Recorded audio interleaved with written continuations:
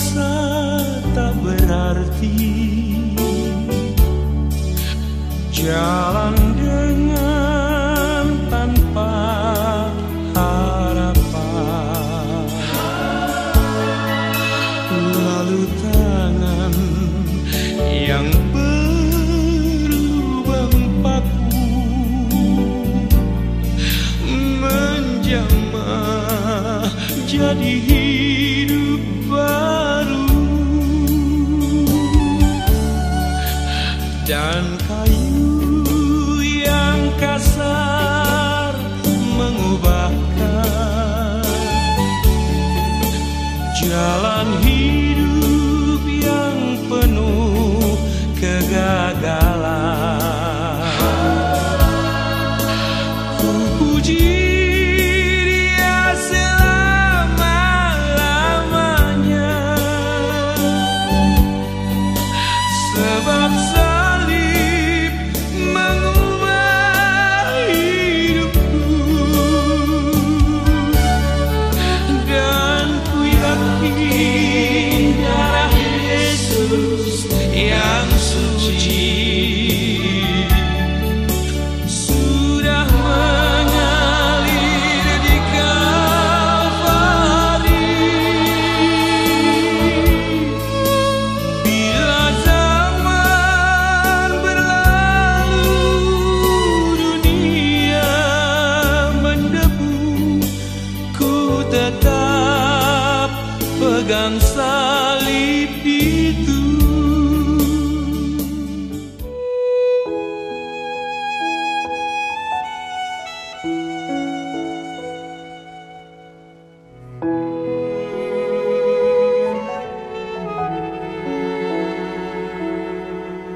Dalam segala keadaan,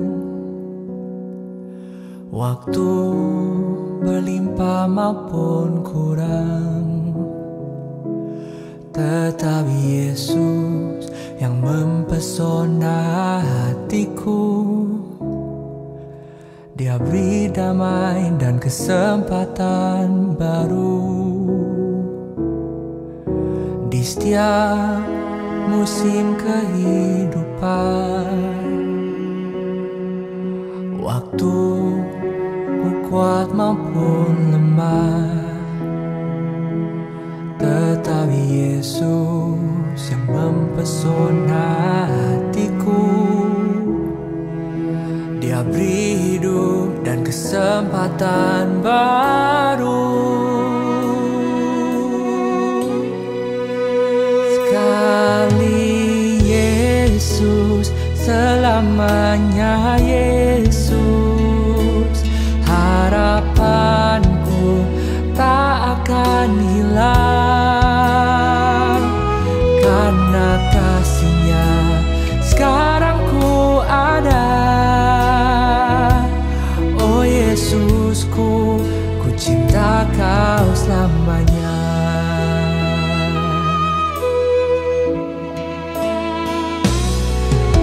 Di setiap musim kehidupan,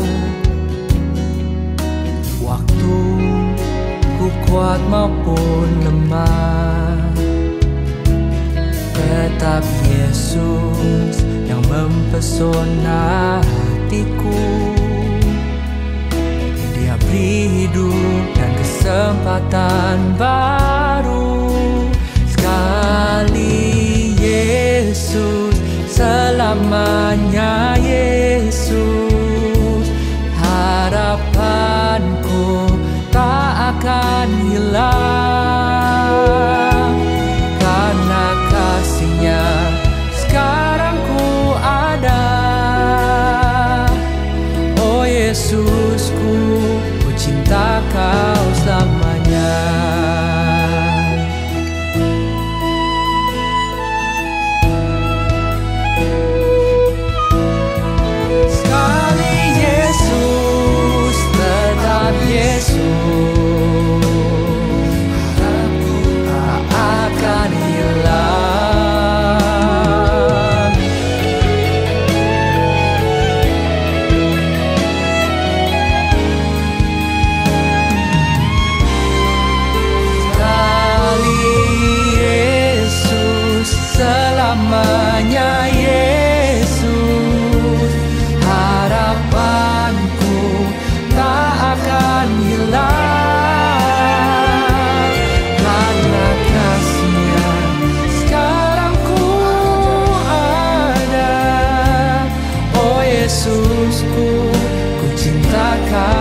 selamanya.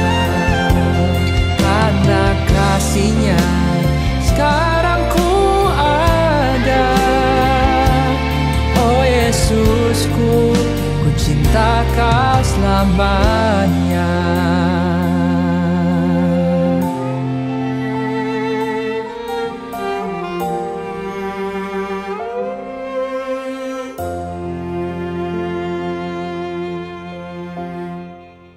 Shalom semuanya. Ya, salam sejahtera dari Tuhan kita Yesus Kristus untuk kita semuanya. Saya bersyukur sekali lagi bisa ada di tempat ini. Wah, luar biasa ya. Selalu sukacita ada bersama dengan Bapak Ibu Saudara sekalian. Nah, wah luar biasa. Nah, saya ingin memulai khotbah saya ini dengan sebuah pertanyaan. Pernah tidak kita bingung terhadap Tuhan? Ya, jujur sering ya, langsung ya. Pernah nggak sih kita ini bingung tentang cara Tuhan bekerja di dalam hidup kita? Bingung bukan berarti heran gitu kan, menyanyikan ajaib Tuhan gitu kan, bukan. Tapi lebih ke arah bingung, sungguh-sungguh bingung. Kita nggak tahu kenapa ya kok terjadi begini. Tapi tampaknya kita itu tidak dibiasakan begitu. Kita dibiasakannya itu adalah semuanya tampak oke-oke saja. Bahkan di beberapa tempat ditanya bagaimana kabar saudara gitu kan. Kalau saudara jawab baik, yang mimpin pujian loh nggak puas. WL-nya nggak puas, minta saudara ngomong apa? Luar biasa. Nanti luar biasa dia tetap nggak puas lagi saudara. Harus luar biasa. Nanti saudara jawabnya luar biasa, dia tetap nggak puas karena ngomongnya luar biasa sampai lidahnya itu muncrat-muncrat gitu kan. Baru kelihatan kayak bener-bener luar biasa gitu. Kita ini diajar untuk begini. Kita ini harus pretend to be okay. Terutama kalau di dalam hadirat Tuhan, kita ini dipaksa harus bersukacita. Seolah-olah hidup kita ini adalah hidup yang tidak ada masalah. Di gereja selalu saudara saya lihat kok wajahnya murung-murung ya. Ayo jangan murung saudara, harus bersukacita gitu. Padahal Alkitabnya ngomong hati yang remuk, jiwa yang patah. Itu persembahan yang harum di hadapan Tuhan. Kenapa kita harus pretend to be okay? Nggak selalu sih. Karena kalau kita mau jujur dengan hidup kita ini nggak selalu oke kok. Kalau saudara punya pertanyaan tentang Allah, saudara tidak sendirian. Kalau saudara membaca perjanjian lama, saudara akan menemukan orang-orang yang bergumul tentang imannya. Misalnya ini, saudara kalau bicara tentang Habakuk misalnya, Habakuk itu dikenal sebagai apa? Nabi bingung. Nggak percaya, coba aja nanti pulang, baca Habakuk pasal 1. Dia melihat bangsa Yehuda itu dosanya banyak sekali. Sudah lama berbuat dosa, tidak dihukum-hukum. Lalu dia tanya sama Tuhan, Tuhan, kenapa bangsa yang fasik ini tidak Tuhan hukum? Bingung deh, wong salah terus memberontak nggak dihukum. Lalu Tuhan jawab tuh di perikop berikutnya, tenang Kuk, Habakuk tenang, aku akan hukum bangsa Yehuda. Aku sudah menyiapkan satu bangsa, yaitu bangsa Kasdim, bangsa Babel. Habakuk tambah bingung lagi. Tuhan, Yehuda memang fasik sih, tapi mosok lo menghukum bangsa fasik ini, Tuhan pakai bangsa lain yang lebih fasik. Bangsa Babel itu, bangsa Kasdim lebih jahat daripada bangsa Yehuda. Kenapa Tuhan pakai itu? Lalu apakah Tuhan jawab? Tuhan cuma ngomong begini, orang benar hidup oleh iman. Orang benar hidup oleh iman. Bukan orang benar hidup oleh kejelasan. Enggak. Makanya berkali-kali di mana-mana saya mengajarkan, iman itu selalu mengandung dua sisi. Mengandung pengetahuan dan ketidaktahuan. Mengapa iman kita perlu mengandung pengetahuan? Supaya iman kita itu bukan iman yang buta. Pengetahuan itu menjadi landasan bagi iman. Jadi iman kita itu bukan leap in the dark, lompatan di tengah kegelapan. No, iman kita bukan blind faith. Iman kita punya landasan. Tapi iman itu juga mengandung ketidaktahuan. Karena ketidaktahuan itu memberikan ruang untuk latihan. Saudara mau melatih iman saudara, nggak bisa di dalam kejelasan. Kalau segala sesuatu dalam hidup kita jelas, namanya bukan percaya. Namanya saudara dipaksa untuk percaya. Karena saudara nggak punya pilihan, ngerti nggak sih? Itu bukan iman, itu nggak ada pilihan lain kalau semuanya jelas di mata kita. Kalau saudara membaca Yeremia misalnya, Yeremia melayani Tuhan di pasal yang ke-20 dari kitab Yeremia. Dia tanya sama Tuhan, kok begini sih Tuhan? Katanya Tuhan panggil aku sejak dari kandungan ibuku. Yeremia pasal 1. Lalu pasal 20 Yeremia berkata apa? Aku mengutuki hari kelahiranku. Membingungkan nggak Tuhan itu? Mau saya teruskan tokoh-tokoh Alkitab ini? Nanti temanya daftar orang bingung di dalam Alkitab khotbah saya. Enggak, saya ingin mengajak saudara itu realistis di dalam iman saudara. Bahwa mengikut Tuhan itu tidak selalu menggembirakan dalam tanda kutip. Membawa sukacita iya. Tetapi bukan berarti menyenangkan kita. Tapi membawa sukacita, iya. Tuhan memberikan jaminan, iya. Tetapi bukan berarti tidak pernah ada kebingungan di dalam iman kita. Dan hari ini kita akan melihat satu tokoh iman yang kalau saya tanya, saudara pasti bisa menebak saya mau khotbah dari kitab apa. Saudara, tokoh ini dikenal sebagai bapak orang yang beriman. Siapa kira-kira yang akan saya khotbahkan? Abraham. Dan di dalam perikop ini nanti ada satu kata Ibrani, Jehovah Jireh, yang artinya Allah yang menyediakan. Sudah paham ya? Mari kita tutup di dalam doa. Karena saudara sudah ngerti yang mau saya khotbahkan. Tapi anyway, saya tetap harus khotbah. Karena waktu saya bukan 5 menit di sini. Jadi karena saya diberi waktu 90 menit. Jadi saya tetap harus mengajak saudara berkhotbah di sini. Nah, tidak ya. Waktu saya tidak sampai 90 menit. Cuma 85 menit aja. Nah, mari kita membaca saudara. Di dalam Kejadian 22. Kejadian 22 kita membaca ayat yang pertama. Kemudian kita membaca seterusnya sampai ayat 14. Jadi pasal 22, Kejadian 22 ayat 1, kita baca bergantian all the way down sampai pada ayat yang ke-14. Sudah? Oke, mari kita membaca bergantian. Saya akan memulai lebih dulu ya. Setelah semuanya itu Allah mencoba Abraham. Ia berfirman kepadanya, Abraham. Lalu sahutnya, ya Tuhan. Firman-Nya, ambillah anakmu yang tunggal itu yang engkau kasihi, yakni Ishak. Pergilah ke tanah Moria dan persembahkanlah dia di sana sebagai korban bakaran pada salah satu gunung yang akan kukatakan kepadamu. Keesokan harinya pagi-pagi bangunlah Abraham. Ia memasang pelana keledainya dan memanggil 2 orang bujangnya beserta Ishak anaknya. Ia membelah juga kayu untuk korban bakaran itu. Lalu berangkatlah ia dan pergi ke tempat yang dikatakan Allah kepadanya. Ketika pada hari ketiga Abraham melayangkan pandangnya, kelihatanlah kepadanya tempat itu dari jauh. Kata Abraham kepada kedua bujangnya itu, tinggallah kamu di sini dengan keledai ini. Aku beserta anak ini akan pergi ke sana. Kami akan sembahyang. Sesudah itu kami kembali kepadamu. Lalu Abraham mengambil kayu untuk korban bakaran itu dan memikulkannya ke atas bahu Ishak anaknya. Sedang di tangannya dibawanya api dan pisau. Demikianlah keduanya berjalan bersama-sama. Lalu berkatalah Ishak kepada Abraham ayahnya, Bapa, sahut Abraham, ya anakku. Bertanyalah ia, di sini sudah ada api dan kayu, tetapi di manakah anak domba untuk korban bakaran itu? Sahut Abraham, Allah yang akan menyediakan anak domba untuk korban bakaran baginya anakku. Demikianlah keduanya berjalan bersama-sama. Sampailah mereka ke tempat yang dikatakan Allah kepadanya. Lalu Abraham mendirikan mezbah di situ, disusunnyalah kayu, diikatnya Ishak anaknya itu, dan diletakkannya di mezbah itu di atas kayu api. Sesudah itu Abraham mengulurkan tangannya, lalu mengambil pisau untuk menyembelih anaknya. Tetapi berserulah malaikat Tuhan dari langit kepadanya, Abraham, Abraham, sahutnya, ya Tuhan. Lalu ia berfirman, jangan bunuh anak itu, dan jangan kau apa-apakan dia, sebab telah kuketahui sekarang bahwa engkau takut akan Allah, dan engkau tidak segan-segan untuk menyerahkan anakmu yang tunggal kepadaku. Lalu Abraham menoleh dan melihat seekor domba jantan di belakangnya yang tanduknya tersangkut di dalam belukar. Abraham mengambil domba itu lalu mengorbankannya sebagai korban bakaran pengganti anaknya. Dan Abraham menamai tempat itu Tuhan menyediakan.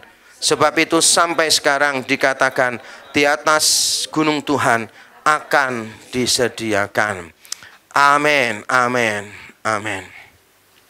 Saudara, ayat ini adalah ayat yang terkenal sekali, tapi belum tentu kita memahami dinamika yang ada di dalamnya. Kalau membaca Alkitab memang harus teliti. Jangan asal baca ayat Alkitab. Jangan mengasumsikan kita sudah tahu. Apalagi orang-orang tertentu yang suka asal kutip ayat Alkitab gitu kan ya. Bingung dengan anaknya ini. Wah, anaknya ini nuakal terus gitu. Terus bingung. Tanya sama Tuhan, Tuhan apa yang harus aku lakukan kepada anak ini gitu kan. Lalu tutup mata, buka Alkitab sembarangan.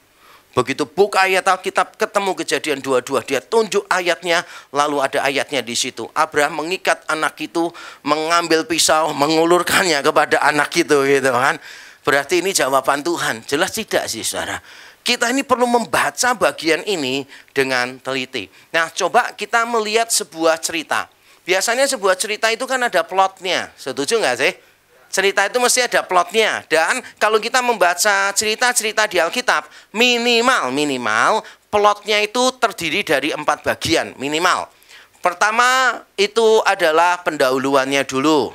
Itu biasanya penjelasan di awal. Kalau saudara suka istilah-istilah yang keren supaya kelihatan pinter, ini namanya exposition. Ya, saya sebut supaya kelihatan pinter aja. Nah, nggak perlu ya, nggak perlu dihafalkan. Ini namanya exposition. Saudara, exposition itu pendahuluan yang memberitahu waktunya kapan, gitu kan? Memberitahu tempatnya di mana, misalnya. Itu namanya exposition. Nggak usah dihafalkan istilahnya. Setelah saya terangkan, Bapak Ibu saudara lupakan, dan dalam hitungan yang ketiga tidur lebih dalam lagi. Ya, oke.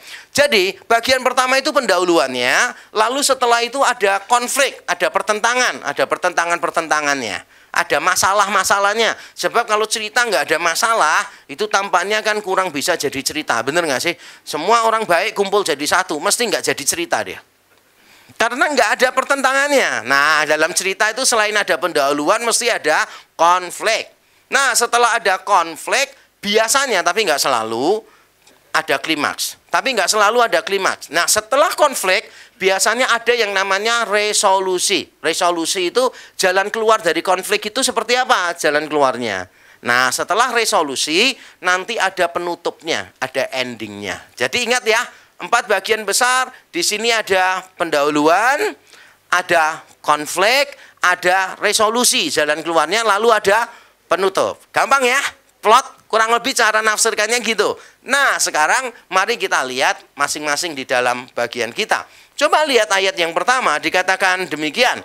Setelah semuanya itu, Allah mencoba Abraham. Terjemahan bahasa Indonesia ini tampaknya kurang sempurna karena Allah itu tidak mencobai dan tidak dapat dicobai. Yakobus 1. Kalau di dalam mayoritas bahasa Inggris diterjemahkannya bukan mencobai tetapi menguji. Misalnya di dalam English Standard Version ditulisnya itu Allah menguji, ngetes maksudnya gitu. Bukan mencobai tapi menguji. Oke, by the way begini. Setelah semuanya itu Allah menguji Abraham. Jadi pendahuluannya itu sederhana sekali. Setelah semuanya itu. Nah, setelah semuanya itu apa? Setelah semuanya itu, kalau kita baca ya, berarti kan bentuknya jamak nih. Setelah semuanya itu apa? Kalau saya menafsirkannya gini. Abraham itu mulai muncul pasal 12 nih. Pasal 12 Abraham muncul dipanggil oleh Tuhan. Lalu Abraham mengalami drama dalam kehidupannya. Nyaris mati karena kelaparan, istrinya itu nyaris diambil orang, begitu kan, diambil Firaun dan sebagainya. Banyak masalah dalam hidupnya Abraham sampai pada akhirnya Abraham itu punya anak yang ditunggu-tunggu, yaitu Ishak. Tapi jangan lupa, sebelum Ishak lahir, Abraham sudah punya anak yang lain dari Hagar, dari budak perempuannya yang bernama Hagar. Itu anaknya namanya Ismail. Lalu pada saat Ismail itu lahir di Kejadian 15 banyak masalah itu. Hagar dengan Sarah.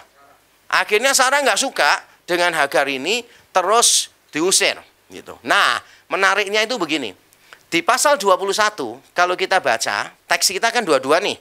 Di pasal 21 itu ada keterangannya tentang Ishak lahir, tapi bukan cuma Ishak lahir. Tapi ada perikop judulnya begini. Abraham mengusir Hagar dan Ismail. Lalu pasal 22, setelah semuanya itu. Jadi setelah apa sih? Setelah sekian lama Abraham menunggu kelahiran Ishak. Dan setelah Hagar Ismail diusir. Lalu Tuhan menguji Abraham. Jadi timingnya ini penting untuk kita garis bawahi. Karena pada saat Tuhan menguji Abraham, itu ada keterangannya. Setelah semuanya itu, yaitu setelah Ishak lama ditunggu akhirnya lahir, dan setelah Ismail diusir. Lalu Tuhan berkata begini, Abraham, firman-Nya, ambillah anakmu yang tunggal itu, yang engkau kasihi, yakni Ishak. Pergilah ke tanah Moria, persembahkanlah dia di sana sebagai korban bakaran pada salah satu gunung yang akan kukatakan kepadamu. Perhatikan ya cara Tuhan mengatakannya itu begini. Abraham, persembahkanlah anakmu sebagai korban bakaran. Wow. Ini persoalan teologis ya. Kok Tuhan seperti dewa-dewa lain yang meminta anaknya dibakar untuk kepuasan dewanya? Ini persoalan teologis sebetulnya. Abraham ini mengalami persoalan teologis. Bukan cuma itu, bukan cuma karena perintah Tuhan. Itu mirip dengan penyembahan dewa Molok misalnya begitu. Bukan cuma mirip dengan penyembahan dewa Molok, tetapi juga setelah sekian lama Tuhan berjanji memberikan Ishak. Begitu dapat Ishak, Tuhan bilang gini, persembahkan Ishak. Coba bayangkan ya. Hidup saudara itu panjang dan lebar, dramanya itu melebihi drama Korea berseri-seri, ganti judul sampean begitu kan. Sampai begitu rupa rumit akhirnya dapat anak ini. Tapi baru saja dapat anak, Tuhan bilang gini, persembahkan anakmu sebagai korban bakaran. Apa gak emosi coba? Apa saudara gak protes sama Tuhan? Saudara pasti akan ngomong gini sama Tuhan, Tuhan kalau gak niat dari awal untuk ngasih, gak usah ngasih. Ngerti gak sih? Ini kan ditunggu lama banget, setelah dapat Tuhan minta lagi begitu kan. Tuhan ini lagi bergurau atau apa sih? Udah mirip sama penyembahan dewa Molok. Terus Tuhan mengingkari janjinya. Nah itu buat apa? Tuhan kasih janji, anak perjanjian, diminta lagi sama Tuhan. Ini persoalan teologis. Jadi saya percaya begini saudara, orang yang beriman itu bukan berarti orang yang tidak pernah bingung tentang Tuhan. Tidak. Orang yang beriman bukan berarti dia tidak pernah ragu tentang Tuhan. Bukan. Orang yang beriman adalah orang yang walaupun ragu, dia tetap datangnya sama Tuhan. Orang yang beriman, saudara, itu adalah orang yang walaupun bingung, tapi dia tetap bingungnya bersama dengan Tuhan. Sama seperti Mazmur 73, Asaf berkata, seperti hewan aku dungu, tetapi aku tetap di dekatmu. Jadi Bapak Ibu jangan membayangkan kalau Abraham bapak orang beriman, berarti dia nggak pernah bingung, nggak pernah ragu, nggak pernah kecewa sama Tuhan. No, bukan. Bapak orang beriman aja kayak gitu loh saudara. Masih punya keraguan, kebingungan loh. Abraham itu berapa kali ragu loh. Ya tetap disebut bapak orang beriman. Makanya saya bingung dengan pendeta-pendeta tertentu yang kelihatannya imannya baik-baik saja setiap hari. Yang kalau ada orang tidak beriman itu kayak rasanya kayak, wah kamu tuh dosanya banyak banget loh ya. Jangan ragu sama Tuhan loh ya. Wah kalau kamu ragu berarti kamu imannya tidak sejati. Yang benar Pak Pendeta, jujur aja deh. Kita semua pernah bingung kok terhadap Tuhan. Hidup kita tidak seperti yang kita mau kok. Berjalan bersama dengan Tuhan kadangkala membingungkan. Setuju nggak saudara? Abraham memiliki pertanyaan-pertanyaan. Saudara juga pasti punya pertanyaan-pertanyaan dalam hidup saudara. Kenapa orang itu orang yang fasik tapi bisnisnya maju terus? Kenapa saya yang jujur tampaknya kok bermasalah terus ya bisnisnya?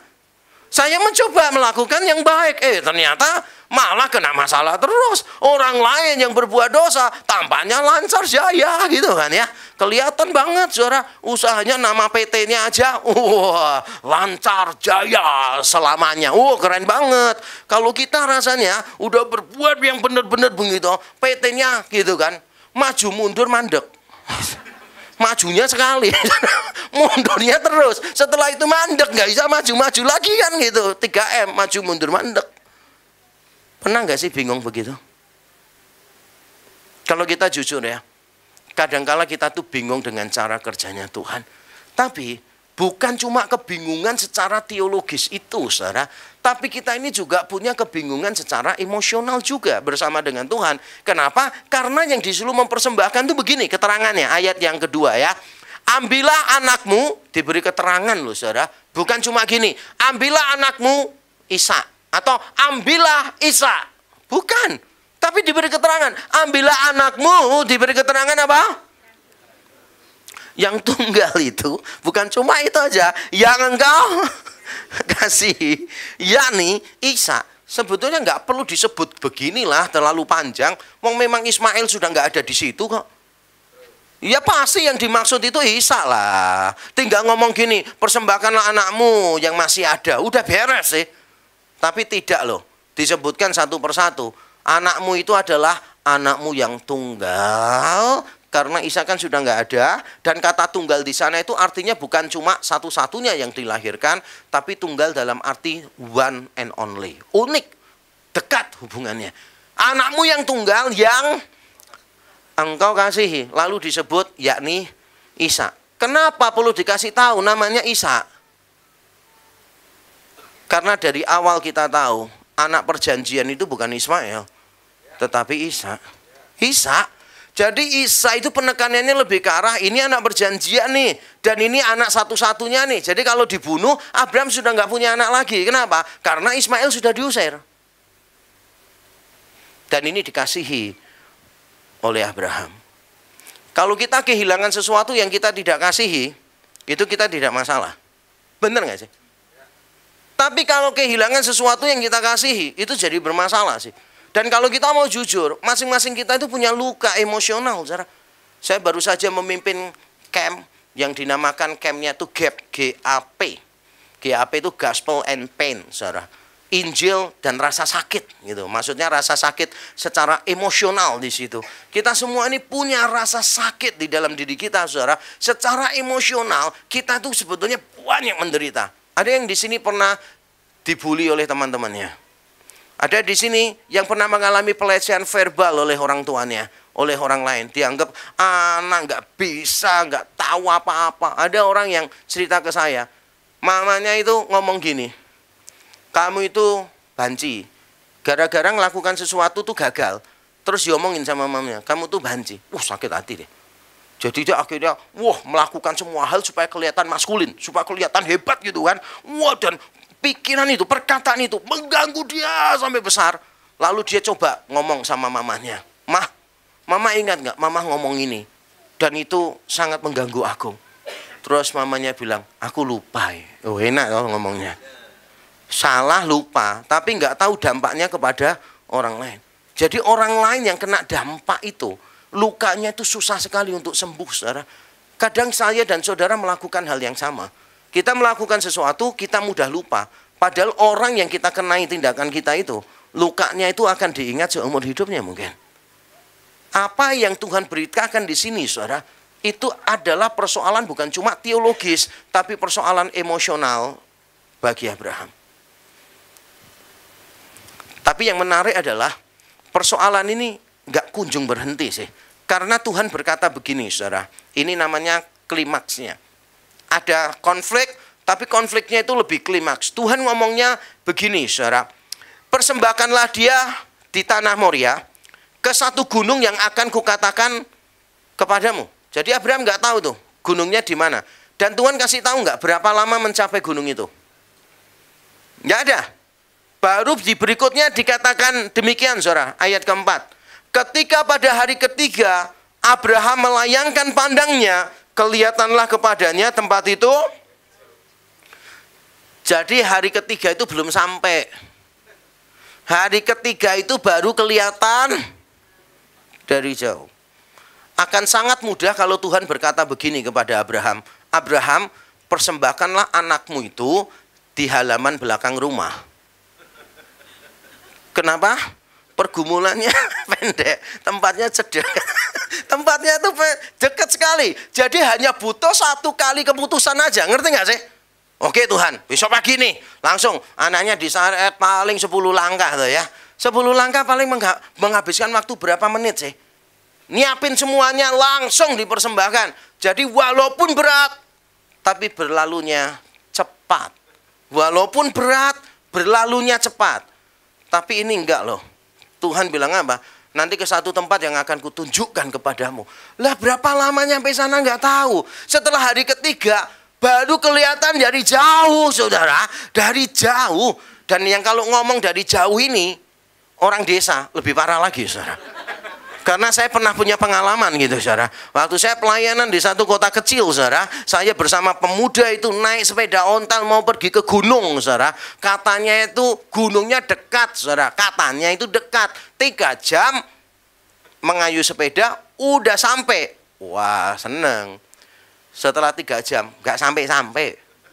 Terus tanya sama orang desa di situ toh ya. Pak, nyuwun sewu Pak, badhe nyuwun tanglet gitu kan. Gunungnya di mana Pak gitu. Oh, dekat, mboten tebih. Namung kalih kilo mawon. Lajeng mawon mriku. Wah, kita semangat. Kalau 2 kilo kan mestinya kalau gunung ya kelihatan sih mestinya. Tapi kita ini ya nggak mikir sampai segitu, saudara. 2 kilo itu gunung nggak kelihatan sih mestinya ya kan. Dan minimal kan jalannya mulai naik-naik gitu loh, saudara. Dengan polosnya orang-orang kota ini akhirnya ngayo lagi sepedanya toh. Setelah 2 kilo gak ada perubahan apa-apa, saudara. Terus jalan terus rasanya udah berkilo-kilo ya, tetap gak ada perubahan, udah capek sekali. Terus tanya lagi sama orang lain, mana ya gunungnya? Oh, dekat, 0,5 kilo. Belok kanan 0,5 kilo. Langsung saya noleh ke orang-orang, 5 kilo lagi. Dia ngomong 0,5 kilo, saya langsung putuskan itu berarti 5 kilo lagi kan gitu. Dari jauh. Kita nggak tahu siapa yang ngomong ini, saudara ya. Jalannya itu loh lama. Coba ya, saya kasih tahu saudara deh. Boleh milih ya. Saudara itu dikasih beban membawa 100 kilo karung dalam 5 menit atau 5 kilo di dalam 100 menit. 100 kilo 5 menit atau 5 kilo 100 menit. Semua pasti pilih 100 kilo 5 menit.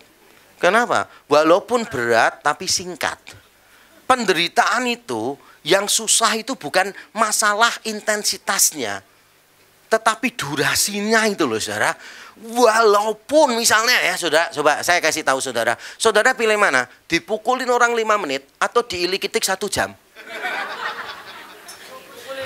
Iya benar Bu, terima kasih Bu. Kita lebih benar dipukuli 5 menit gitu, saudara. Nggak enak tapi kan ya cuma sebentar gitu kan. Saya itu dulu waktu kecil ya, polos-polosnya saya nggak ngerti apa-apa. Saya itu disuruh nyembelih ayam itu loh. Disuruh menyembelih ayam. Terus dikasih pisau. Pisaunya itu saya tahu, tajam banget. Saya itu kasihan sama ayamnya, saudara. Jadi saya ganti, saya pilih pisau yang tumpul. Karena kalau tajam kan langsung mati dia. Jadi saya ganti pisau yang tumpul. Jadi ngek, ngek, ngek, ngek. Akhirnya mati juga. Itu kalau ayamnya bisa ngomong, itu bisa emosi loh, saudara, sama saya, saudara. Akhirnya sama-sama mati. Kenapa nggak pilih yang tajam? Ngerti nggak saya? Penderitaan itu seringkali sukar untuk ditanggung. Bukan cuma karena beratnya, tetapi juga karena lamanya, saudara. Jadi saudara ini punya pergumulan dengan Tuhan, pergumulan teologis tertentu. Masing-masing kita mungkin pernah punya, atau mungkin sekarang saudara pernah punya. Misalnya saudara bertanya, kalau Allah baik, kenapa ini terjadi padaku? Kalau Allah adil, kenapa orang yang bersalah tidak dihukum? Kalau Allah maha kuasa, kenapa saya berada dalam situasi seperti ini? Benar nggak sih? Pernah punya pertanyaan itu. Dan kalau pertanyaan itu lama nggak dijawab-jawab, lebih berat loh, saudara. Dan itulah yang dialami oleh Abraham. Karena jaraknya ini jauh.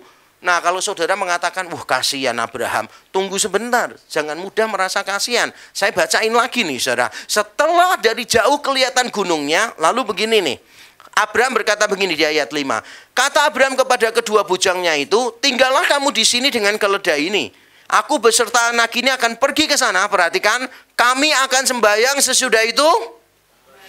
Kami kembali, bukan aku ya. Bener nggak sih? Harusnya Abraham ngomongnya apa? Kami akan sembahyang sesudah itu. Aku kembali kepadamu. Tapi Abraham enggak. Dia ngomong kami akan kembali kepadamu. Jadi setelah tahu gunungnya, sekarang Abraham harus kasih tahu bujangnya. Kamu tinggal di sini ya. Aku sama anak ini akan pergi. Lalu puncaknya adalah ketika Ishak bertanya begini di ayat 7. Lalu berkatalah Ishak kepada Abraham ayahnya. Bapa, saud Abraham, ya anakku. Bertanyalah, iya. Di sini sudah ada api dan kayu. Di manakah anak domba untuk korban bakaran itu? Bayangkan saudara adalah Abraham. Dan anak saudara bertanya nih. Ini klimaksnya di sini. Lalu Abraham menjawab begini. Allah yang akan menyediakan anak domba untuk korban bakaran baginya, anakku. Kita ini biasanya tahu kehilangan itu menyedihkan. Kita pasti tahu. Tapi saya baru berhadapan dengan kehilangan dalam arti yang sesungguhnya itu beberapa tahun lalu ketika saya menutup peti salah satu jemaat saya. Jadi ada jemaat saya itu yang anaknya tiba-tiba meninggal dunia di mobil mungkin karena jantung gitu. Dan tiap kali anak meninggal masih ada mama, itu saya nggak bisa memahami kepedihannya. Kenapa? Karena mama saya itu menyaksikan anaknya meninggal, menantunya meninggal, suaminya meninggal, anaknya laki yang lain meninggal, dan anak perempuannya meninggal. Jadi saya tahu kepedihan hati seorang mama, saudara, kalau kehilangan anaknya. Pada waktu penguburan peti itu, sang mama itu sangat histeris sekali, saudara. Sehingga keluarganya minta tolong saya untuk menangani. Karena saya cukup dekat dengan ibu ini. Sudah tua sekali seperti saudara buat saya dan istri saya gitu. Lalu saya peluk dia gitu. Karena dia sangat histeris sekali gitu kan ya. Saya masih ingat tatapan matanya dia, saudara. Ketika dia lihat ke saya sambil nangis. Dan dia bertanya begini. Pak Yakob, kenapa Tuhan ambil anak saya?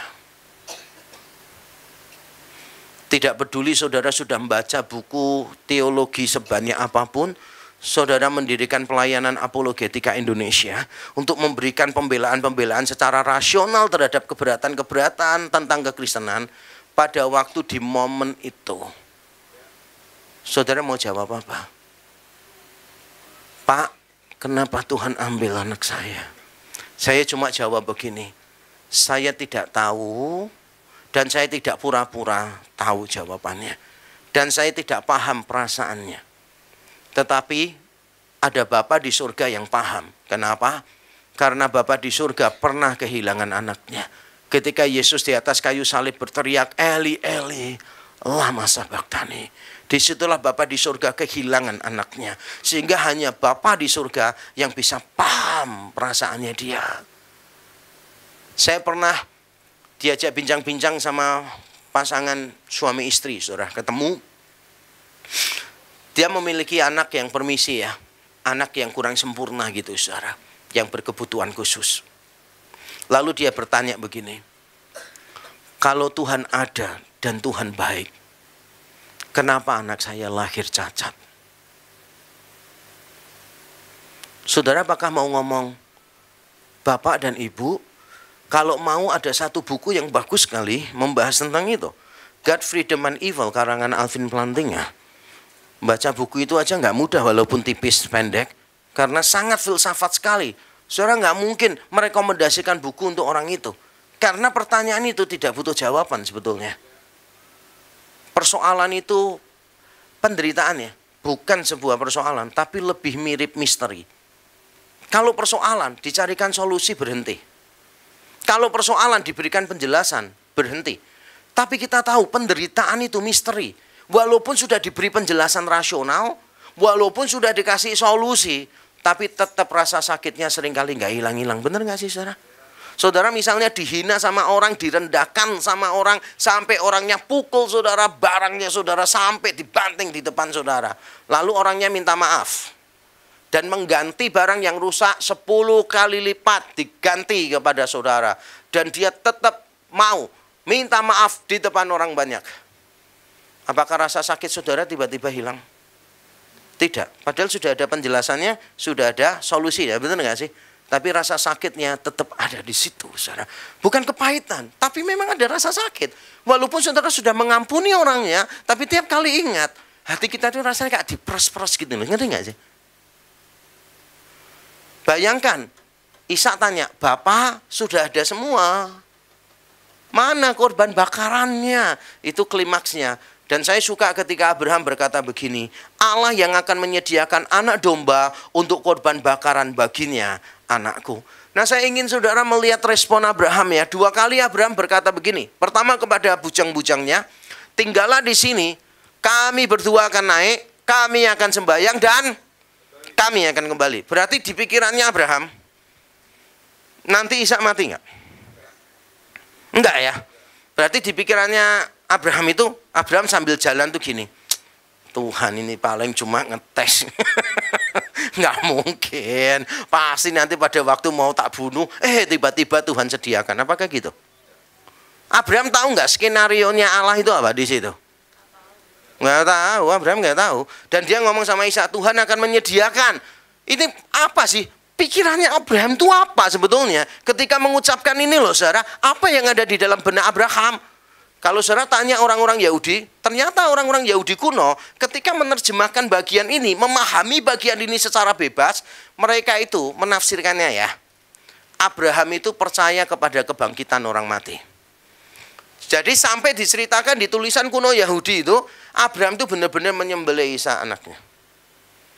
Lalu Ishak bangkit lagi, baru Tuhan sediakan kambing dombanya. Itu penafsiran Yahudi. Dan kalau saudara membaca di Roma pasal yang keempat, ada hal yang menarik. Walaupun tidak dikaitkan dengan persembahan Ishak, tapi dituliskan gini, Abraham ketika menantikan kelahiran Ishak, Abraham percaya kepada Allah yang membangkitkan orang mati. Coba saya tanya, sebelum Abraham, orang mati dibangkitkan siapa? Sebelum Abraham, Yesus itu jauh sesudah Abraham. Jauh banget. Sebelum Abraham hidup, ada orang mati nggak yang dibangkitkan? Nggak ada. Nggak ada, sungguh nggak ada. Cuma ada Henok yang diangkat naik ke surga. Nggak ada orang mati dibangkitkan sebelum Abraham. Paling tidak Alkitab tidak pernah mencatat. Tapi Roma pasal 4 ketika bicara tentang iman Abraham, Roma pasal 4 mengatakan Abraham percaya Tuhan yang membangkitkan orang mati. Walaupun belum pernah tahu, tapi dia percaya. Nah, saya nggak tahu saudara, apa yang ada dalam pikiran Abraham ketika menjawab itu. Apakah mungkin dia tahu, Tuhan pasti sediakan. Ataukah Abraham punya pendapat gini, pokoknya persembahkan ya persembahkanlah. Mati ya sudah, nanti Tuhan juga akan bangkitkan. Atau apa? Kita nggak bisa memastikan. Tapi satu hal, prinsipnya Abraham itu menarik. Abraham itu mikirnya gini, kalau nanti Ishak mati, Tuhan pasti akan membangkitkan. Kalaupun tidak mati, Tuhan akan menyediakan penggantinya. Iman itu sebetulnya begitu, saudara. Iman itu bukan memaksa Tuhan untuk melakukan sesuatu bagi kita. Iman itu percaya apapun yang terjadi atas kita, itu yang terbaik buat kita. Jadi bukan memaksa Tuhan harus melakukan sesuatu sesuai permintaan kita, tapi seolah-olah kita ngomong gini, Tuhan, opsinya ini loh, alternatifnya. Manapun yang terjadi, tetap Tuhan baik kepada kita. Saya masih ingat waktu istri saya itu hamil anak saya yang kedua, kami tinggal di Mojokerto, saudara. Lalu kami sudah nabung untuk kelahiran normal dan melahirkannya rencana di Surabaya. Ternyata beberapa saat sebelum melahirkan kontrol dokter itu ada masalah. Dokter bilang, waduh ini kalau ada masalah, nggak lahir seperti yang diharapkan, itu harus disuntik. Nanti kalau nggak bisa disuntik harus begini-begini. Wah, dengar kata suntik itu sakit, saudara. Yang sakit itu sini saya. Karena uangnya itu hanya cukup untuk kelahiran normal, ngerti nggak sih? Lalu pada waktu kami berangkat, saya masih ingat saya dengan istri itu berdoa. Dan saya berdoa begini, Tuhan, anak ini pemberiannya Tuhan. Lahir itu pasti cuma 2 kemungkinan. Normal atau operasi sesar. Saya doanya begini, terserah Tuhan deh. Kalau normal, Tuhan sediakan kekuatan untuk istri saya. Kalau sesar, Tuhan sediakan uang untuk saya. Wes gitu aja. Langsung berangkat. Kan nggak mungkin ada opsi yang lain sih. Masa istri saya waktu jalan saya kagetin dari belakang, kaget langsung lahir. Nggak mungkin lah, konyol lah. Iya kan? Konyol lah. Iman itu begini loh saudara, iman itu siap dengan segala macam kemungkinan. Tapi manapun kemungkinan yang terjadi, kita tahu Tuhan baik atas kita. Mungkin kemungkinan yang terjadi tidak seperti yang kita harapkan, tapi Tuhan tetap baik kepada kita.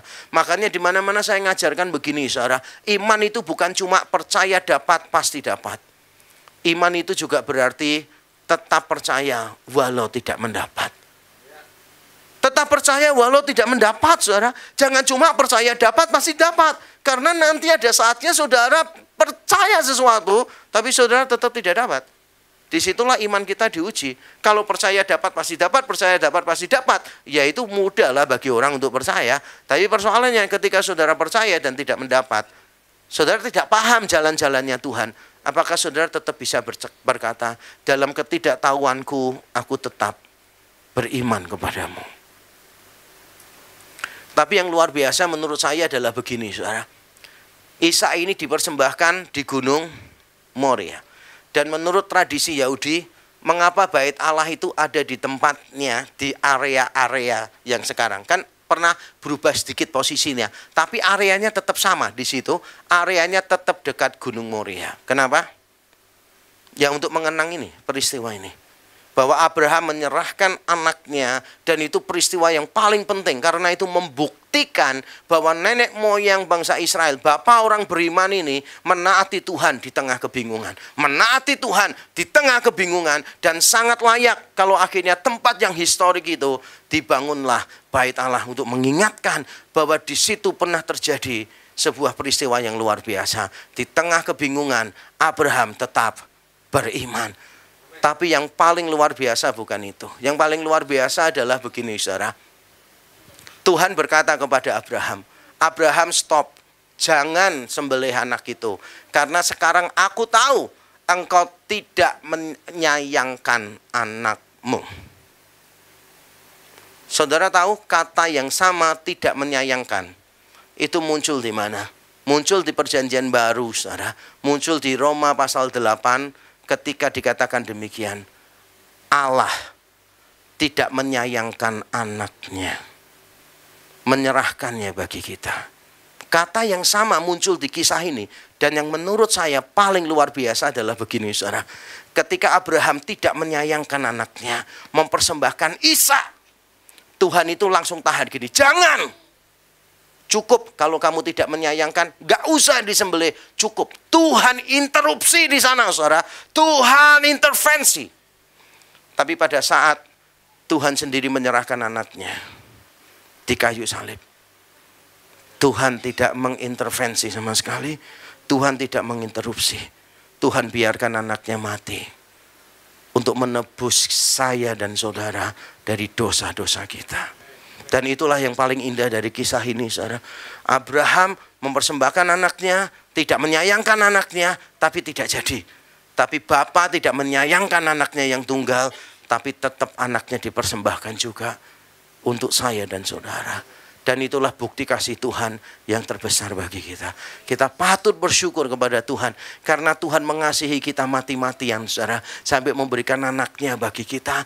Makanya kita semua, saudara, harus mati-matian untuk Tuhan. Ketika kita melayani Tuhan, jangan hitung-hitungan. Ketika kita beribadah kepada Tuhan, jangan hitung-hitungan. Jangan bilang, Tuhan aku kasih ini, Tuhan kembalikan loh ya. Aku melayani, Tuhan berkati loh ya. Tuhan aku setia, nanti Tuhan buat saya berhasil loh ya. Itu namanya saudara hitung-hitungan dengan Tuhan. Layanilah Tuhan. Diberkati atau enggak diberkati itu bukan urusan kita. Karena kita melayani bukan supaya diberkati. Kita melayani karena kita mengasihi Allah yang lebih dulu mengasihi kita. Yang setuju katakan amin. Kita melayani bukan supaya dapat berkat, amin. Kita melayani karena Allah sudah lebih dulu melayani kita. Jangan sampai kita ikut-ikutan banyak orang Kristen di luaran sana, saudara. Taat supaya dapat berkat. Memberi supaya diberi kelimpahan. No, itu semua berarti saudara bertransaksi dengan Tuhan. Tapi kita bukan diundang untuk melakukan transaksi. Kita diundang untuk membangun relasi dengan Tuhan. Kalau saudara punya pikiran taat supaya dapat berkat, memberi supaya saudara dapat kekayaan, maka saudara sedang memanipulasi Tuhan. bukan sedang mengasihi Tuhan. Kalau mengasihi itu berarti saudara beri dan saudara nggak mikir apa yang akan terjadi dengan pemberianmu. Tuhan akan pakai untuk memberkati orang lain mungkin. Mungkin berkatnya nggak kembali ke kita. It doesn't matter. Karena dari awal kita memberi, itu bukan untuk mendapatkan lagi.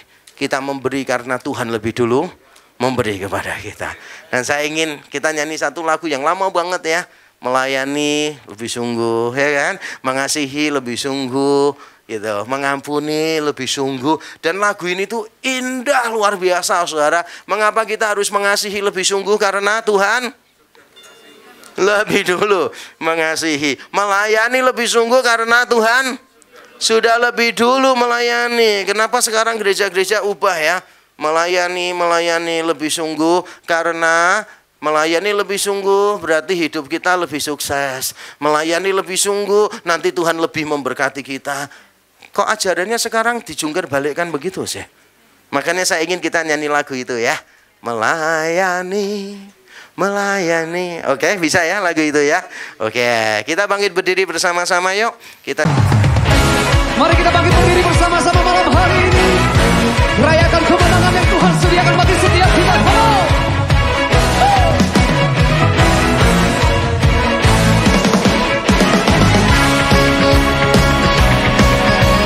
Sebab Engkau satu-satunya Tuhan yang tak tertandingi oleh apapun di dunia ini.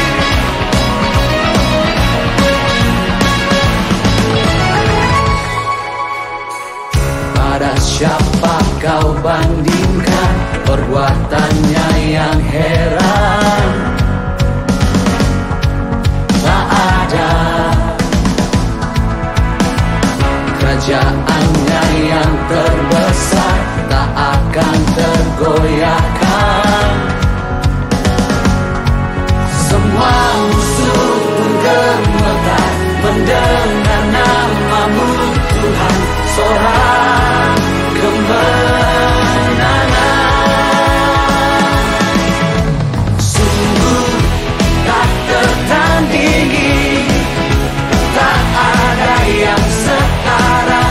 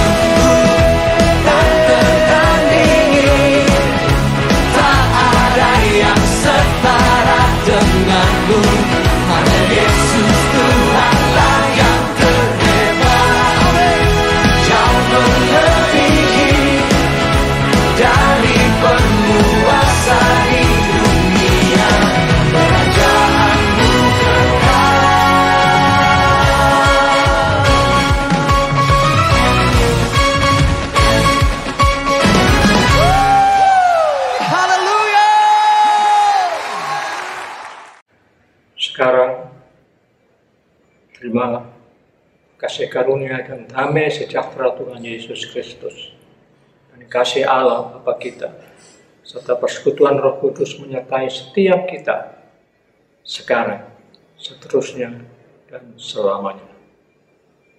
Amin.